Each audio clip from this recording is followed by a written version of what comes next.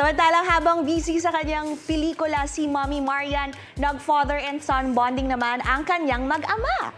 Sa shared photo si Kapuso Primetime King Ding Dong Dantes, kasama niya ang anak na si Sixto habang nagsiswimming. Sabi ni Dong, busy rin ngayon sa training si Ate Zia. Cute-cute naman. Ito naman, napaka-cute din. Ako, humahabol naman sa pagiging gymnast ang unika iha ni It's Showtime host Jong Hilarios na si Sarina. Sa Instagram, nag-share ng video